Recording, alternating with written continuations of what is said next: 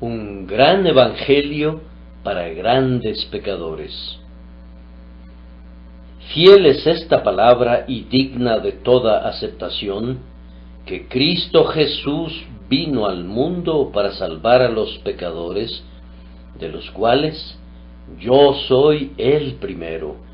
No obstante, por esta razón recibí misericordia, para que Cristo Jesús mostrase en mí, el primero, toda su clemencia, para ejemplo de los que habían de creer en él para vida eterna.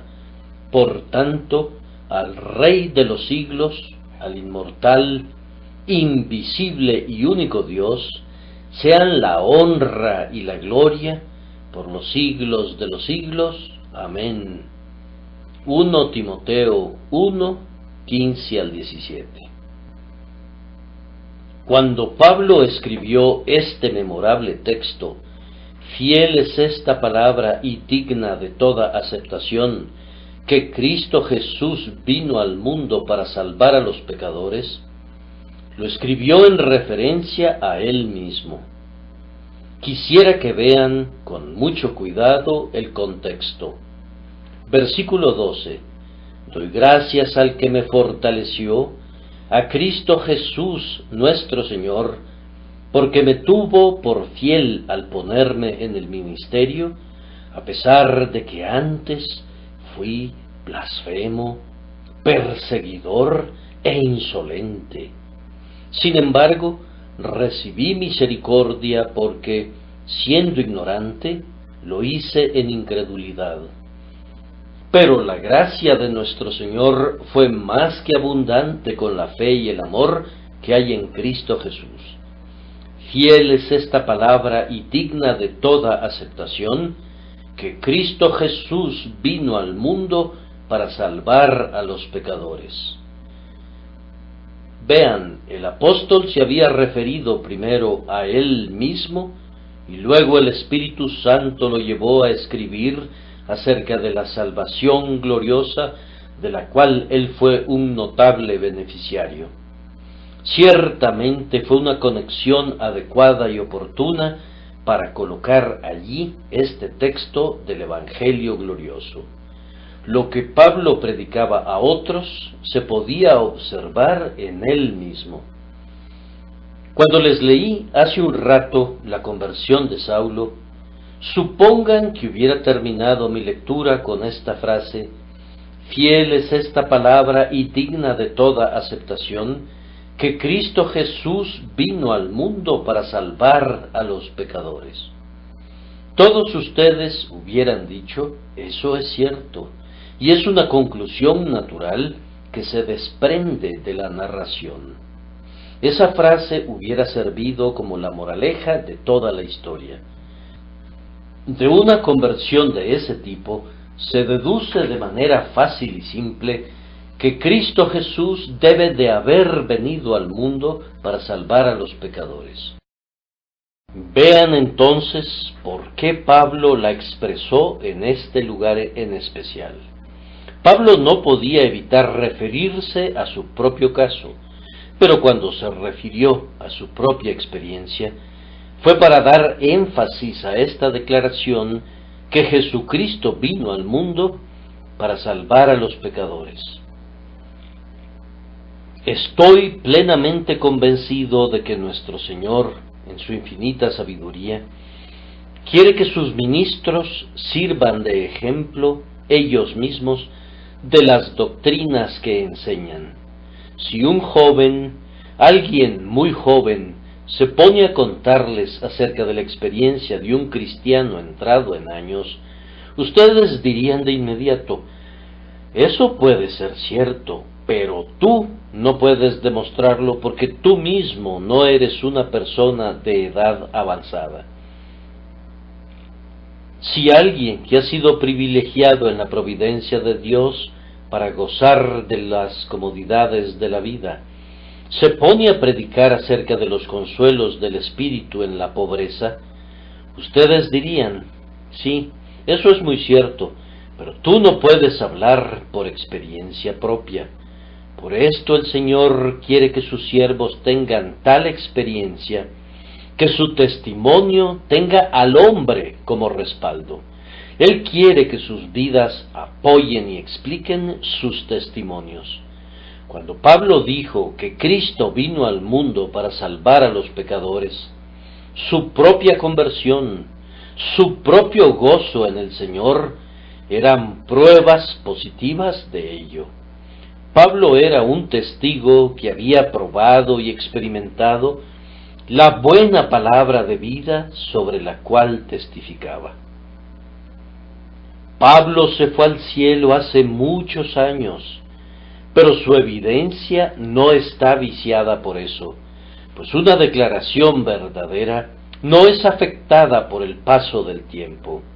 Si una declaración fue hecha ayer, es tan verdadera como si la estuvieran escuchando hoy, y si hubiera sido hecha, como en efecto lo fue, hace 1800 años, a pesar de ello, y nadie lo cuestionó en los días de Pablo, es verdadera ahora. Los hechos registrados en los evangelios son tan reales ahora como lo han sido siempre, y deberían tener la misma influencia en nuestras mentes como la tuvieron en la mente de los apóstoles. En este mismo momento, la declaración que Jesucristo vino al mundo para salvar a los pecadores tiene a Pablo todavía como testigo, y por medio de la fe, aunque murió, habla todavía. Oh, todos ustedes que están cargados de pecados, quiero que vean a Saulo de Tarso ante ustedes en este momento y lo escuchen decir con voz penitente en presencia de ustedes: Cristo Jesús vino al mundo para salvar a los pecadores, de los cuales yo soy el primero. No duden de esa declaración, pues el hombre es su mejor evidencia. El que salvó a Pablo puede salvarte. Él quiere mostrar ahora su poder en ti. No seas desobediente al mensaje celestial. Pero, amados hermanos, si no tenemos a Pablo con nosotros para que nos dé su testimonio personal, todavía tenemos muchas pruebas vivientes.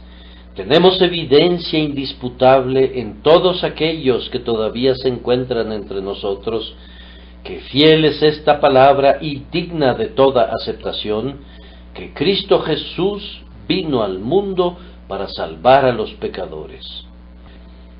Puedo llamar a este púlpito a muchísimas personas que literalmente eran transgresoras de lo peor, pero que han sido lavadas y santificadas, de tal manera que ahora son argumentos vivientes del poder del Señor para salvar. También tenemos aquí con nosotros a muchos que no podrían ser descritos por sus compañeros como los primeros de los pecadores bajo cierta perspectiva, y, sin embargo, ellos se colocan voluntariamente entre los primeros de los pecadores bajo otra perspectiva, y dan su testimonio, como yo lo doy hoy, que Jesús puede salvar de una manera total. Yo, que ahora estoy aquí frente a ustedes, soy un testigo viviente que Cristo Jesús puede salvar a los pecadores, y todavía los salva. El Señor me ha perdonado y me ha justificado, y he encontrado gracia ante sus ojos. En mi caso, también se ha comprobado que fiel es esta palabra y digna de toda aceptación, que Cristo Jesús vino al mundo para salvar a los pecadores, de los cuales yo soy el primero. Oh, cómo quisiera que mis lectores y mis oyentes me creyeran. Muchos de ustedes aceptarían cualquier declaración que yo hiciera. ¿Por qué no aceptan esta? Ustedes no me consideran un mentiroso. ¿Por qué entonces no creen mi testimonio en relación a Jesús? Él está tan listo para salvar hoy como lo estaba en aquel tiempo. Está listo para salvarte a ti si tan solo confías en Él. El desarrollo de nuestra presentación será el siguiente. Primero, vamos a referirnos a quienes son los primeros de los pecadores. Segundo, vamos a investigar por qué Dios los ha salvado. Y tercero, qué es lo que ellos dicen cuando son salvados. Primero, pues, ¿quiénes son los primeros de los pecadores? Pablo dice que él fue el primero. Yo pienso, sin embargo, que él era uno más del regimiento. Hay diferentes clases de pecadores, y unos son muy grandes, y otros lo son menos. Todos los hombres son verdaderamente pecadores, pero no todos los hombres son pecadores de igual manera. Todos ellos se revuelcan en el fango, pero no todos se han hundido a la misma profundidad. Es cierto que todos ellos han caído a la profundidad suficiente para perecer en pecado, a menos que la gracia de Dios lo prevenga. Sin embargo, hay diferencias en los grados de culpa y, sin duda, habrá diferencias en los grados de castigo. Algunos son los primeros de los pecadores, de la misma manera que el apóstol Pablo, pues ellos han perseguido a la iglesia de Dios. Pablo, que entonces era llamado Saulo, había votado en contra de Esteban, y cuando Esteban fue apedreado, él cuidó los vestidos de quienes lo asesinaban. Pablo sentía esa sangre manchándolo aún después de muchos días, y lo lamentaba. ¿No sentirías tú también, si hubieras participado en el asesinato de algún hijo de Dios, que deberías ser contado entre los primeros de los pecadores? Si hubieras sido un ayudante voluntario y decidido, lleno de malicia y saña, en la ejecución de un hombre de Dios como Esteban, ¿no te describirías como un pecador teñido de rojo carmesí? Hombre, yo pienso que yo diría, Dios puede perdonarme, pero yo nunca me perdonaré a mí mismo. El alma tendría que cargar con un crimen verdaderamente horrible. Y sin embargo, esto solo era el comienzo. Saulo era como un leopardo que, habiendo probado una vez la sangre, siempre debe tener su lengua metida en la sangre. Su simple aliento era amenazador y su delicia era la matanza. Saulo perseguía al pueblo de Dios, causaba la ruina de los santos, los obligaba, nos dice, a blasfemar, hacía que los golpearan en las sinagogas, que fueran arrastrados de ciudad en ciudad y que los mataran. Todo esto debe haber permanecido en su corazón como un negro recuerdo, aun después de que el Señor Jesucristo lo había perdonado completamente.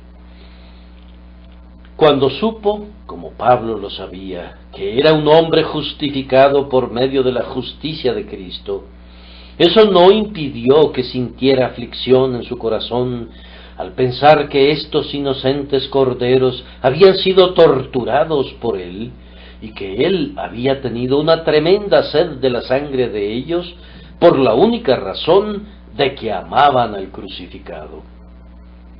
Este asunto de perseguir a muerte a los santos colocaba a Pablo muy por encima de otros pecadores. Esta era la piedra que remataba la pirámide de su pecado. Perseguí a la iglesia de Dios.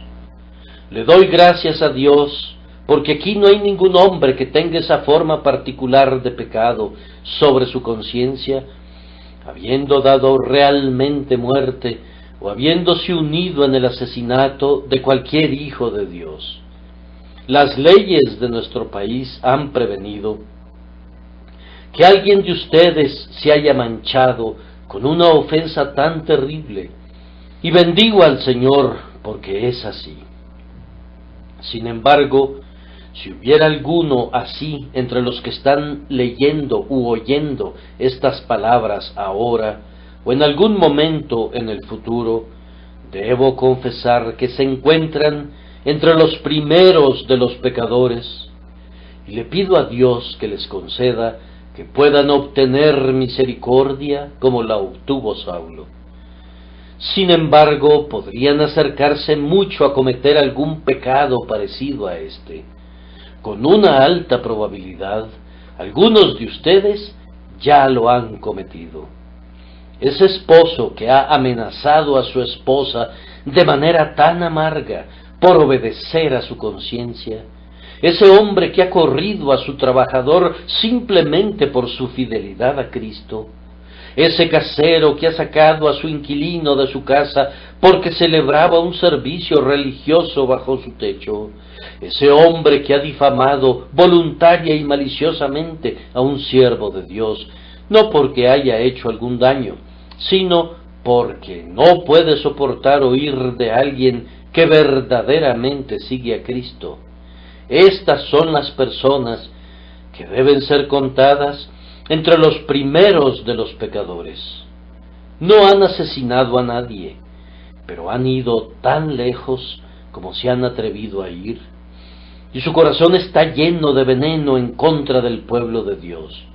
Este es un crimen atroz.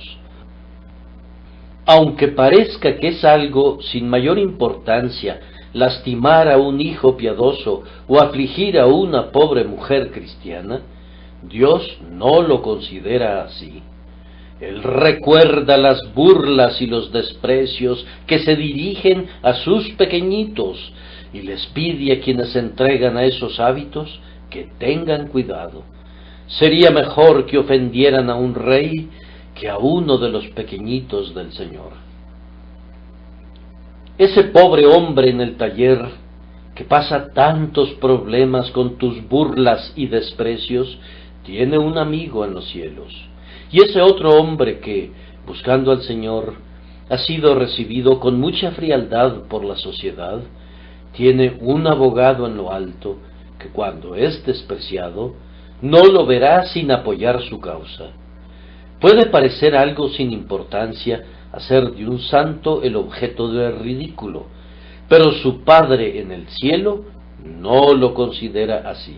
Sé esto, que muchos hombres pacientes pueden soportar mucho, pero si golpeas a sus hijos, su circulación sanguínea se altera y no lo tolerarán. Un padre no permitirá que maltraten a su hijo, y el grandioso Padre en lo alto es tan tierno y amoroso como cualquier otro padre. Ustedes han visto entre los pájaros y las bestias que ellos pondrán toda su fortaleza para proteger a sus pequeñuelos. Una gallina, naturalmente muy tímida, pelea por sus polluelos con todo el valor de un león. Algunos de los animales más pequeños y de los más débiles se vuelven perfectamente terribles mientras cuidan a sus hijos. ¿Y acaso piensan ustedes que el Dios eterno puede tolerar ver a sus hijos perjudicados, calumniados y maltratados por seguirlo a Él? ¿Acaso el Dios de la naturaleza no tiene afecto natural? Creo que no. Vas a lamentar el día en que te levantaste en armas contra el pueblo de Dios. Humíllate ante Dios por eso, pues de otra manera serás contado entre los primeros de los pecadores, y se te dará el primero de los castigos. No me queda ninguna duda de que puede haber gente de este tipo aquí, y si es así, solo puedo orar para que la historia de Saulo de Tarso pueda repetirse en ellos por la gracia que no conoce límites. Y más aún, espero que ellos lleguen a predicar el evangelio que ahora desprecian. No es algo nuevo que el sacerdote se convierta a Cristo. No es algo nuevo que el oponente se convierta en abogado y que sea un mejor y más poderoso defensor debido a todo el daño que hizo anteriormente. Oh, que el Señor quiera convertir en amigos a sus enemigos. Que Dios nos lo conceda, que Dios nos lo conceda ahora por Cristo. Más aún, debemos contar entre los primeros de los pecadores a quienes son culpables de los pecados más impuros y más obscenos. No voy a ocupar ni un minuto en mencionar cuáles son, pues simplemente hablar de ellos da vergüenza. Que Dios nos guarde de la impureza y de la deshonestidad, de cualquiera de esos pecados que son censurables aún bajo el título de moralidad común, pues si nos entregamos a ellos, ciertamente por medio de ellos seremos contados entre los primeros de los pecadores. Sin embargo, debo mencionar la blasfemia y las malas palabras, ya que, desafortunadamente, estas son demasiado comunes. ¿Acaso piensa un hombre que puede andar por ahí maldiciendo su propio cuerpo y alma con tantas palabras, sin provocar nunca la ira del Señor? ¿Sueña que puede usar palabras malas y sucias y juramentos malvados sin incurrir en pecado? Yo creo que estas cosas traen la más negra culpa sobre la conciencia, pues Dios ha dicho expresamente que no tendrá por inocente a quien tome su nombre en vano. Es cierto que Dios no tendrá por inocente al hombre que comete cualquier pecado, pero esto es especialmente mencionado acerca de este pecado, pues los hombres tienden a imaginarse que las palabras no tienen gran importancia o que Dios no les presta atención. Aún la repetición del nombre de Dios, hecha de manera descuidada o sin seriedad, conlleva gran pecado, pues un hombre toma así el nombre de Dios en vano. Sin embargo, los hombres toman con ligereza ese nombre en la conversación común, y eso ocurre con una frecuencia terrible. No hay ninguna excusa para esta atrevida perversidad, puesto que no trae ni ganancia ni placer a la persona que ofende de esa manera. ¿A qué fin práctico sirve? George Herbert dijo hace mucho tiempo: la sensualidad y el vino alegan placer, la avaricia ganancia, pero el perjuro barato a través de su boca contaminada desperdicia su alma y la convierte en nada, sin ningún miedo. Si yo fuera un epicúreo, suprimiría el juramento. Soy incapaz de encontrar una excusa para el lenguaje impío. Es una voluntaria perversión innecesaria. Los hombres hablan así para horrorizarnos. La sangre se nos hiela por el temor de que Dios tome su palabra, y todo esto sin ningún objeto. Quiera Dios que cada blasfemador aquí presente, si hubiera alguno, y sin ninguna duda los hay, quiera abandonar ese hábito vil, inexcusable y sin ningún sentido, que rebaja a los hombres en la sociedad, los mancha ante Dios y asegura su condenación. El lenguaje sucio pone a quienes son culpables de usarlo entre los primeros de los pecadores, y a ellos ciertamente se les dará un castigo terrible en aquel día, cuando Dios maldecirá solemnemente a quienes con tanta ligereza se maldijeron a sí mismos. Será una cosa horrible para el hombre que usó imprecaciones profanas cuando al fin descubra que sus oraciones fueron escuchadas y que serán respondidas. Oh perjuro, cuida que el Señor Dios no oiga de inmediato tus oraciones para tu confusión eterna.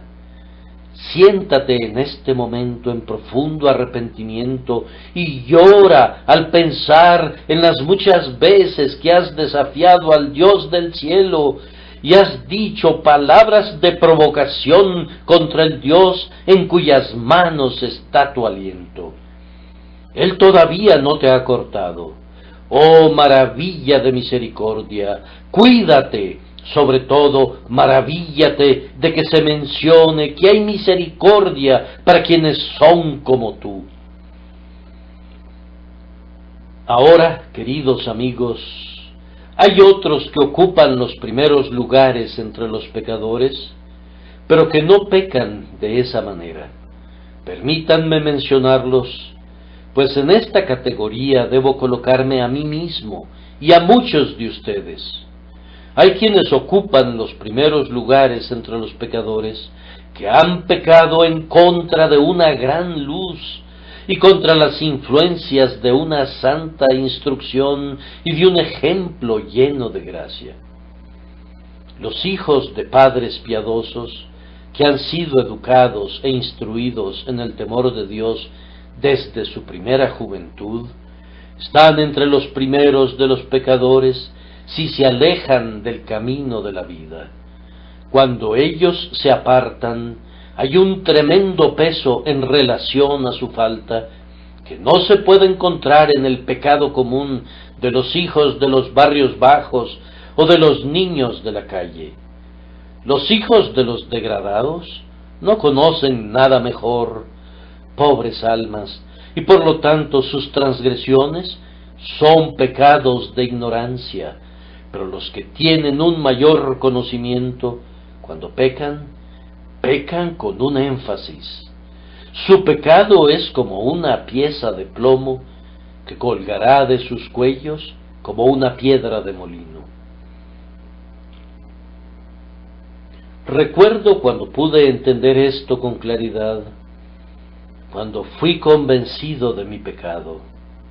No me había entregado a ninguno de los vicios escandalosos, pero por otro lado, no había sido tentado por ellos, sino que había sido guardado cuidadosamente de las influencias viciosas. Pero yo me lamentaba porque había sido desobediente a mis padres, orgulloso en espíritu, descuidado de los mandamientos de Dios. Yo conocía mucho desde el principio, y esto me ponía en mi propia consideración entre los primeros de los pecadores. Me había costado mucho hacer el mal, pues yo había pecado contra la luz más clara. En especial, este es el caso cuando la posesión del conocimiento está acompañada de mucha sensibilidad de conciencia. Algunos de ustedes, señores inconversos, cuando hacen algo malo, sienten que han hecho algo malo, y lo sienten agudamente, aunque nadie les llame la atención por ello. Ustedes no pueden ser injustos o irritables, o decir cosas indebidas, o no guardar el día del Señor, o hacer cualquier cosa prohibida sin que su conciencia se los reproche. Ustedes saben lo que es estar acostados en su cama y sentir un gran remordimiento después de haber asistido a una diversión cuestionable o después de haber hablado de una manera demasiado frívola. La conciencia de ustedes es sensible. No la violen, porque entonces serán doblemente culpables. Cuando Dios pone el freno en la boca de ustedes, si tratan de ponerlo en medio de sus dientes para que no los detenga de ningún modo, deberían preocuparse en relación a lo que quieren, pues pueden desbocarse derecho hacia la destrucción. El hombre que al ser reprendido endurece la cerviz, de repente será quebrantado y para él no habrá remedio. Los hombres son colocados entre los primeros de los pecadores cuando, en contra de la luz y en contra de su propia conciencia, eligen deliberadamente el camino del mal y abandonan los mandamientos del Señor. Pecar en contra de la tierna dirección del Espíritu Santo es una ofensa especialmente atroz. ¿Acaso ustedes no han transgredido tristemente en relación a este punto? El otro domingo por la noche, tú sentiste que en cuanto salieras de la capilla y llegaras a tu casa, debías doblar tu rodilla en oración, pero no lo hiciste. Y eso lo has sentido muchas veces, y tú has sacudido ese sentimiento, y ahora los sermones escasamente te conmueven. Necesitarían estar acompañados de truenos y rayos para que pudieras sentir algo. Las verdades que te sacudían desde la cabeza a los pies, escasamente te afectan ahora. Ten mucho cuidado, te lo ruego, porque quien peca en contra del Espíritu Santo puede encontrarse a sí mismo descontrolado por el pecado, incapaz de dirigir su barco hacia las costas de la salvación. Nada endurece tanto como el Evangelio cuando se le toma consistentemente a la ligera.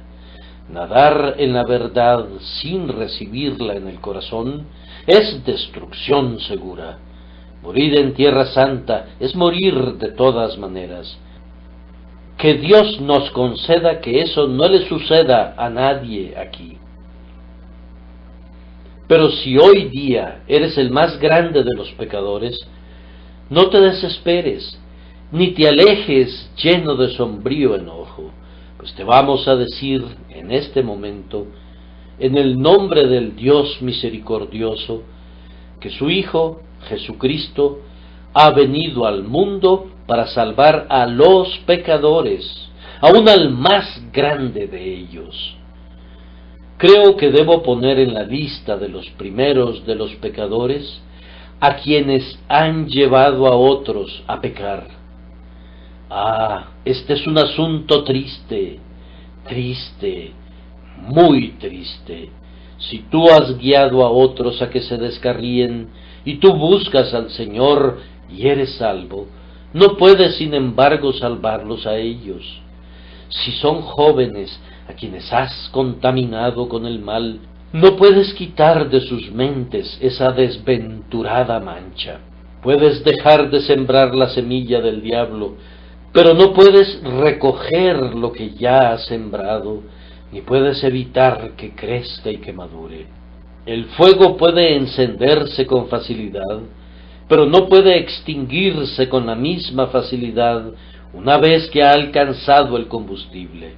Es un hecho terrible que puede haber almas en el infierno que tú has enviado allá.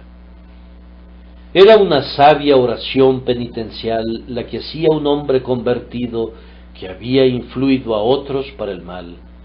Señor, perdona mis pecados de otros hombres. Cuando llevas a otros al pecado, sus pecados son en buena medida tus pecados. No dejan de ser los pecados de quienes los cometen, pero son también los pecados de quienes los promovieron o los sugirieron por precepto o por ejemplo. Un mal ejemplo, una expresión obscena, una vida apartada de la santidad, puede ser el instrumento para llevar a otros a la perdición. Y quienes destruyen a otros, y por tanto son asesinos de sus almas, encabezan la lista de pecadores. El que usa una daga o una pistola para matar el cuerpo es aborrecido. ¿Qué diremos de quienes envenenan las mentes de los hombres y dan cuchilladas al corazón de la piedad? Estos son los más culpables de los culpables. ¡Ay de ellos! Debo poner en la categoría de los más grandes pecadores, especialmente a quien ha predicado el error, a quien ha negado la deidad de Cristo, a quien ha atacado la inspiración de la Escritura, quien ha forcejeado en contra de la fe, ha luchado contra la expiación y hecho el mal tanto como ha podido, diseminando el escepticismo. Ese debe tomar su lugar entre los principales líderes de la perversión diabólica. Es un importante destructor, un apóstol elegido del príncipe de las tinieblas. Oh, que pueda ser traído por la gracia soberana para estar entre los maestros más destacados de esa fe que hasta aquí ha destruido. Creo que sería muy conveniente que nosotros, como pueblo cristiano, oremos más por las personas que son notorias por su infidelidad. Si habláramos menos amargamente en contra de ellos y oráramos más dulcemente por ellos, algún bien resultaría de eso. Hemos tenido ya la suficiente dosis de argumentos políticos en contra de los ateos. Llevemos ahora el caso a una corte superior y supliquemos a Dios en favor de ellos. Si usamos la gran artillería del cielo por medio de la oración importuna, estaríamos usando mejores armas de las que son empleadas comúnmente. Que Dios nos ayude a orar por todos los falsos maestros, para que sean convertidos a Dios y así muestren la omnipotencia de su amor. No diré nada más acerca de este deplorable asunto, pues ciertamente solo he mencionado estos ejemplos con la esperanza de que algunos de mis oyentes puedan confesar: lamento decir que el predicador se refiere a mí. Ya sea bajo un aspecto u otro, debo tomar mi lugar entre los más grandes pecadores. Ahora, en segundo lugar, ¿por qué son salvados tan a menudo los primeros de los pecadores? El Señor Jesucristo, cuando se fue al cielo, se llevó consigo como compañero a uno de los primeros de los pecadores. El ladrón que murió entró en el paraíso exactamente el mismo día que nuestro Señor. Después que nuestro Señor Jesús se había ido al cielo, hasta donde yo sé, nunca salvó a nadie más por su propia participación, excepto a una persona. Y esa persona fue precisamente el apóstol Pablo, quien nos ha dejado nuestro texto. El Señor le habló a él personalmente desde el cielo, diciendo: Saulo, Saulo, ¿por qué me persigues? Él mismo se reveló a Saulo cuando iba de viaje y lo llamó para ser su apóstol, precisamente a este hombre que con verdad se llamó a sí mismo el primero de los pecadores. Es maravilloso pensar que así sea, pero la gracia se goza al tratar con el pecado grande y evidente y al quitar los crímenes ruidosos de los grandes pecadores. El Señor Jesús no solo salvó al primero de los pecadores, sino que estaba relacionado por la sangre con algunos de ellos. Analicen la larga línea de la genealogía de nuestro Señor. Ustedes conocen esa doctrina, la última invención de Roma, concerniente a la Inmaculada Concepción de la Virgen María. Les voy a decir una doctrina que está tan alejada de esa como el este lo está del oeste. En la genealogía de nuestro bendito Señor encontramos los nombres de algunos de los más grandes pecadores. Especialmente 3 mujeres ocupan una posición en ella, cada una de las cuales fue notoria por su pecado. No se mencionan a muchas mujeres, pero entre las primeras está Tamar, culpable de incesto. La siguiente es Rahab, la prostituta, y la tercera es Betsabé, la adúltera. Este es un linaje torcido, un árbol genealógico cuyas ramas son más que nudosas y torcidas. Admiren la condescendencia de nuestro Señor al venir de tal estirpe. Él vino de los pecadores, porque Él vino para los pecadores. Según la carne, Él viene de los pecadores para que los pecadores puedan venir a Él. En las venas a través de las cuales fluyó su linaje, estaba mezclada la sangre de Ruth, la moabita, una gentil, incorporada a propósito para que nosotros los gentiles podamos ver cuán verdaderamente Él era hueso de nuestros huesos y carne de nuestra carne. No estoy diciendo que hubiera la menor contaminación en su humanidad, Dios no lo permita, pues Él no nació a la manera de los hombres como para ser contaminado de esa manera, pero aún así digo que su genealogía incluye a muchos grandes pecadores, para que podamos ver de qué manera tan cercana se juntó a ellos, de qué manera tan completa asumió su causa. Lean la lista de su linaje y verán que David se encuentra allí, quien exclamó: contra ti solo he pecado, y Salomón, quien amó a mujeres extranjeras, y a Roboam, su insensato hijo, y Manasés, quien derramó muchísima sangre inocente, y peores hombres que ellos, si pudieran existir. Pecadores como estos forman parte de la genealogía del Salvador de los pecadores. Fue contado con los inicuos. Él fue llamado amigo de publicanos y de pecadores. Se decía de él: este recibe a los pecadores y come con ellos. Todavía Él se goza en salvar a grandes pecadores. Querido oyente, Él se gozará en salvarte a ti. ¿Por qué lo hace? El apóstol dice en el versículo 16: no obstante, por esta razón recibí misericordia, para que Cristo Jesús mostrase en mí, el primero, toda su clemencia. ¿Cómo? ¿Esa es su razón para salvar a un pecador? Es para que pueda mostrar en ese pecador su clemencia, revelando su paciencia y su perdón. En un gran pecador como Pablo, él muestra toda su clemencia, no granitos ni porciones de ella, sino toda su clemencia. ¿Jesucristo quiere mostrar toda su clemencia? ¿Acaso se goza en desplegar todo su amor?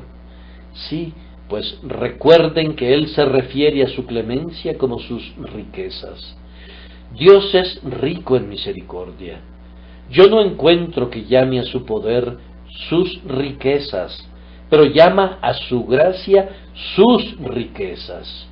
En Él tenemos redención por medio de su sangre, el perdón de nuestras transgresiones, según las riquezas de su gracia, que hizo sobreabundar para con nosotros en toda sabiduría.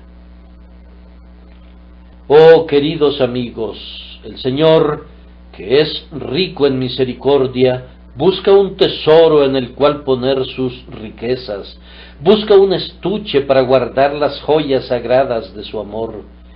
Y estos criminales atroces, estos grandes pecadores, estos que se consideran a sí mismos negros como el infierno, estos son precisamente los hombres en los que se encuentra un espacio para sus raras joyas de bondad. Donde el pecado ha abundado, hay suficiente espacio para la misericordia infinita del Dios que vive.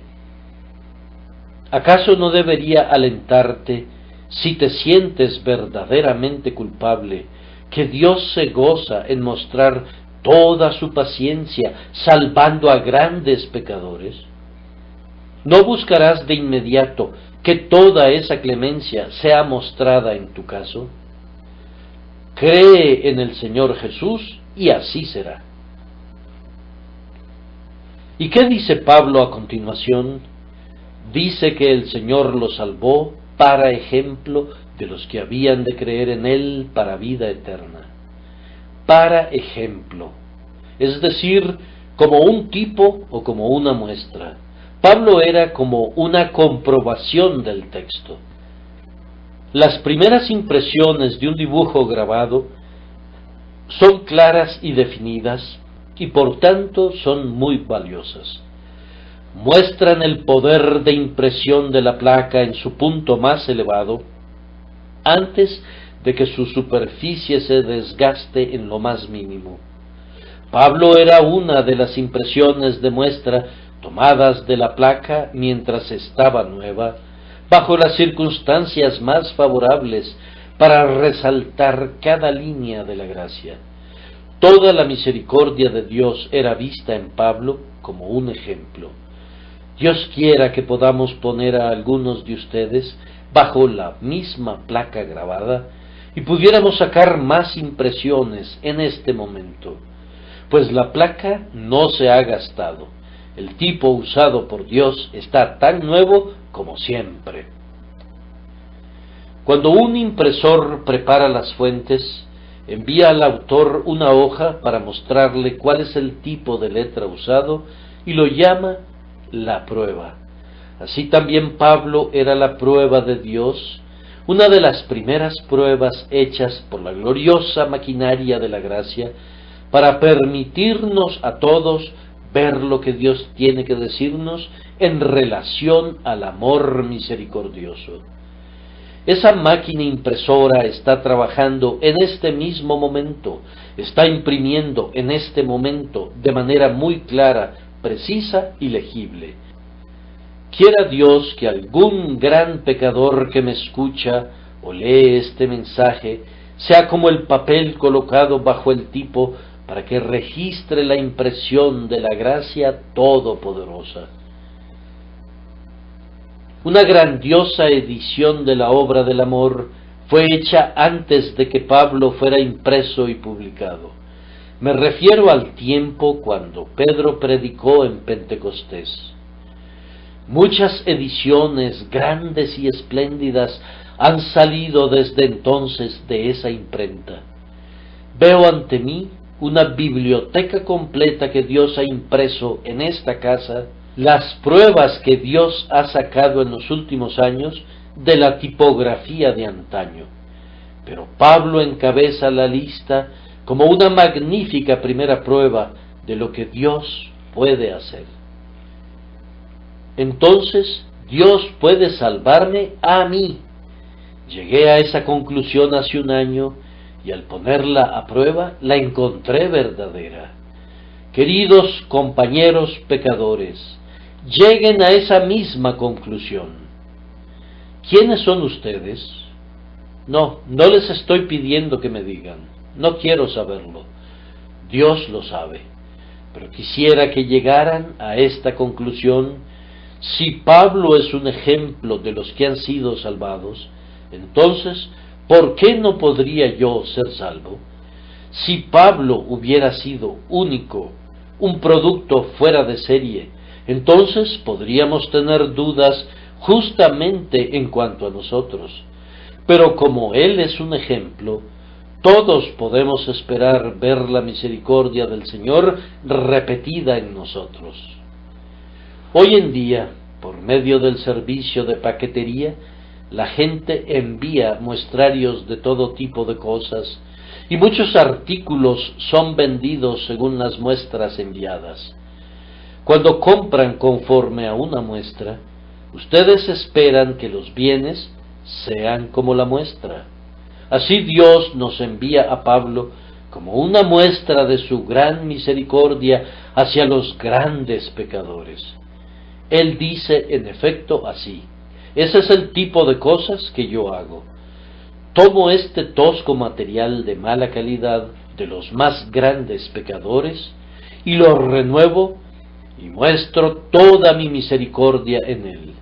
Esto es lo que estoy preparado para hacer contigo. Pobre alma, ¿acaso no aceptarás la misericordia de Dios? Entra con el Señor en este negocio de la salvación, para que tú también, como el apóstol, siendo un pecador, puedas llegar a ser como Él, obteniendo la salvación gloriosa que es en Cristo Jesús, que vino al mundo para salvar a los pecadores. Estoy hablándoles de una manera sencilla y clara, pero si aman a sus almas, tendrán mejor disposición para escuchar. No quiero divertirlos, sino que quiero ver que sean salvos. Por favor, inclinen sus mentes ante este tema y aprendan que hay buena esperanza para el peor de ustedes si clama al Señor. Es por eso que Jesús salva a los que han pecado de manera más grave, para poder mostrarlos como prueba de lo que su gracia puede hacer. Pero yo pertenezco a una familia tan perversa, exclama alguien. Oh, sí, y muchos que han pertenecido a las familias más depravadas y degradadas han sido salvados. Han entrado en relación con Cristo y su propia baja condición ha sido absorbida en su gloria. Los hijos de criminales, cuando se convierten, pertenecen a la familia de Dios. Pero a todos los que le recibieron, a los que creen en su nombre, les dio derecho de ser hechos hijos de Dios. Oh, pero yo me he entregado a vicios tan terribles. Esta es una triste confesión, pero no te condena a la desesperación, pues la sangre de Jesús lava la peor suciedad. Los blasfemos, adúlteros, borrachos, ladrones, y esto, oh ustedes santos, esto erais algunos de vosotros, pero ya habéis sido lavados, pero ya sois santificados. ¿Y por qué otros de igual carácter no podrían ser lavados ni santificados?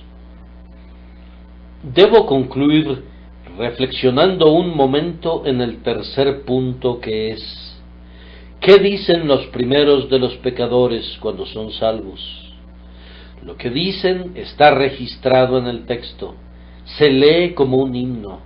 Por tanto, al Rey de los siglos, al inmortal, invisible y único Dios, sea la honra y la gloria por los siglos de los siglos. Amén. Vean, las primeras palabras son por tanto. Tan pronto como son salvados, comienzan a alabar al Señor. No soportan ninguna demora para glorificar a Dios. Alguien les puede susurrar al oído: alabarán a Dios cuando lleguen al cielo. No, responde el alma salvada, yo voy a alabarlo ahora. Ahora al Rey de los siglos, al inmortal, invisible y único Dios, sean la honra y la gloria por los siglos de los siglos. El amor agradecido no puede ser restringido, es como fuego en los huesos.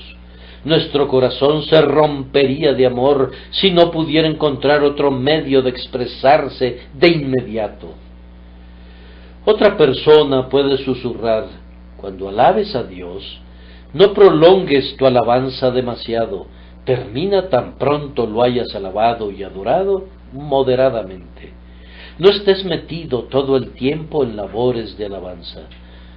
No, replica el hombre que ha sido salvado, no habré terminado de alabar mientras tenga vida. A Él sean la honra y la gloria por los siglos de los siglos. No solamente para siempre, eso puede ser lo suficientemente duradero, sino por los siglos de los siglos. Es una expresión redundante, del tipo que el entusiasmo se goza en utilizar. Indica un tipo de doble eternidad.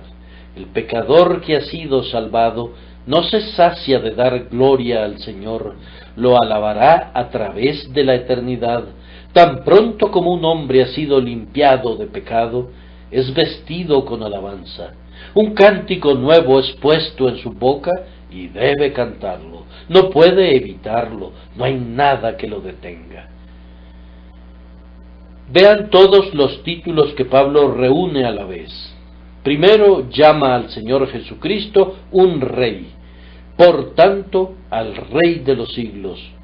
O pueden aplicarlo al Dios siempre bendito en su unidad sagrada, si lo prefieren. Pablo llama al Señor Rey pues quiere darle el nombre más elevado y rendirle el más humilde homenaje.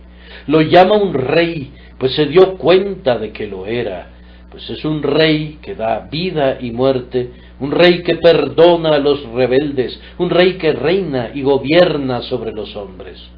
Todo esto era Jesús para Pablo y mucho más.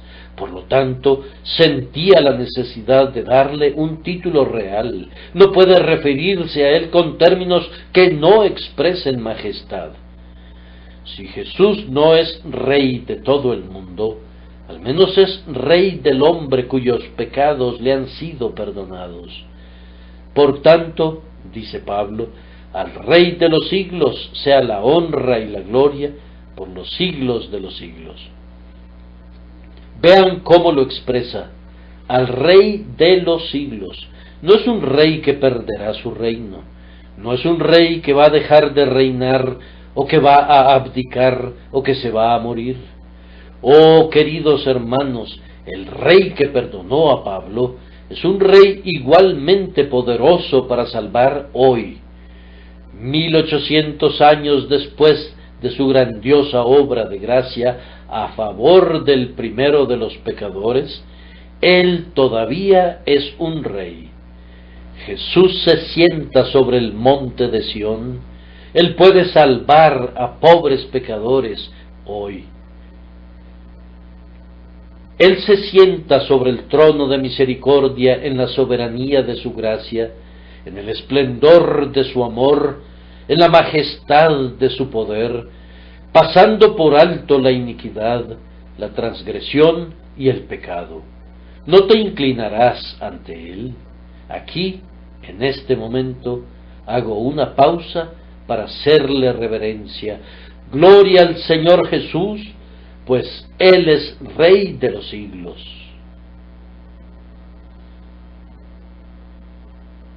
Después lo llama Rey inmortal. Él es el Rey que vive para siempre por su propio poder y que por tanto puede dar vida a las almas muertas. Bendito sea el nombre del Salvador que murió por los pecadores, pero de la misma manera bendito sea el nombre de quien vive para siempre para interceder por los pecadores y es por tanto capaz de salvar plenamente a quienes vienen a Dios por Él. Los espíritus que han recibido vida y son levantados exclaman a gran voz: Gloria sea dada al Rey de los siglos, porque Él me ha hecho inmortal al tomarme de su mano que da vida. Porque Él vive, nosotros también viviremos. Nuestra vida está escondida en Él y reinaremos con Él por toda la eternidad. A continuación, Pablo lo describe como el Rey invisible, pues todavía no vemos todas las cosas sometidas a Él, y su reino es percibido por fe, más bien que por la vista. El Señor Jesús es invisible a los mortales, y por tanto nuestro servicio debe darse por el Espíritu más que por medio de los sentidos. Debemos confiar en Él si vamos a acercarnos a Él, y debemos decir a Él le amáis sin haberle visto. Un Señor invisible, que sólo puede ser conocido por fe, nos ha salvado, y va a salvarnos eternamente. No tenemos un Rey que hemos visto o que hemos tocado, o cuya voz hemos escuchado de manera audible, pero el nuestro es un Rey que es invisible, y que sin embargo se mueve de un lado a otro en medio de nosotros, poderoso para salvar. Gracias sean dadas al Espíritu Santo, porque nos da ojos de fe para verlo a Él que es invisible, y nos da corazones para confiar y para descansar en un Señor invisible. Ahora, ahora, ahora, ahora, ahora, ahora, ahora. Esa es la palabra para cada alma que ha sido salvada. Ahora, por tanto, al Rey de los siglos, al inmortal, invisible, sea la gloria eterna. ¿Acaso no respondes de inmediato al llamado con alabanza? ¿No dices, despierta, gloria mía, despierten arpa y salterio? Oh, que el carbón de un serafín tocara estos labios balbucientes. Como un pecador salvado por mi Señor y Rey, quisiera derramar mi vida en una corriente continua de alabanza hacia mi Señor Redentor. Más aún, nuestro apóstol habla del único Dios. Él es tan únicamente sabio que salva a los pecadores y los convierte en muestras de su misericordia, tan únicamente sabio que toma a los intolerantes y a los perseguidores y los convierte en apóstoles, tan únicamente sabio que hace que la ira del hombre le alabe, y usa la propia maldad del hombre como una superficie para mostrar el brillo de la gloria de su gracia. Al único Dios sabio, lo suficientemente sabio para convertir a un león en un cordero, lo suficientemente sabio para convertir a un pecador en un santo, a un perseguidor en un predicador, a un enemigo en un amigo, a Él sea la gloria. Oh, la sabiduría de Dios en el plan de redención es una profundidad insondable. Comparada con ella no hay sabiduría en ninguna parte, y Dios es visto como el único sabio. A Él sean la honra y la gloria por los siglos de los siglos. Amén. A Él sean la gloria en la tierra y la gloria en el cielo, honor de todos nosotros, pobres seres imperfectos, y gloria de nosotros cuando hayamos sido hechos adecuados de manera perfecta para contemplar su rostro. Vamos, levanten sus corazones ustedes que han sido salvados. Comiencen de inmediato los cánticos que nunca terminarán. Los santos nunca acabarán de cantar, pues recuerdan muy bien que fueron pecadores. Vamos, pobre pecador, desde las profundidades alaba a quien descendió a las profundidades por ti. Tú, el primero de los pecadores, adora a quien sobresale entre 10,000. Todo él es deseable. Ustedes, negros pecadores que han llegado hasta el borde de la condenación por sus abominables pecados, elévense hasta las máximas alturas de gozo entusiasta en Jesús su Señor.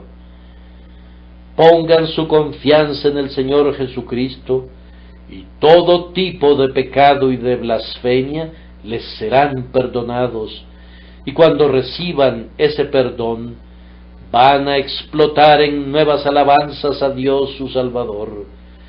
Venid, pues, dice Jehová, y razonemos juntos, aunque vuestros pecados sean como la grana, como la nieve serán emblanquecidos, aunque sean rojos como el carmesí, vendrán a ser como blanca lana. Oh tú, el más culpable de los culpables, el apóstol Pablo te está hablando a ti, y se pone frente a ti como el portador del estandarte blanco de la misericordia de Dios. Sométete al Rey de los siglos, porque habrá perdón para ti, y serás librado de la ira venidera. 35 años vivió Pablo en pecado. 20 años después de eso, cuando era mayor de lo que yo soy ahora, él escribió estas palabras: fiel es esta palabra y digna de toda aceptación, que Cristo Jesús vino al mundo para salvar a los pecadores, de los cuales yo soy el primero. ¿No habrá por casualidad aquí alguna persona de 35 años que debería de pasar a una nueva página? ¿No habrá acaso alguna mujer de esa misma edad que haya pecado ya lo suficiente? ¿No es acaso tiempo de que se vuelvan al Señor y encuentren una vida nueva y mejor? Conviértelos, Señor, conviértelos, y ellos se convertirán. Haz que vivan, y ellos vivirán para ti por toda la eternidad. Amén y amén.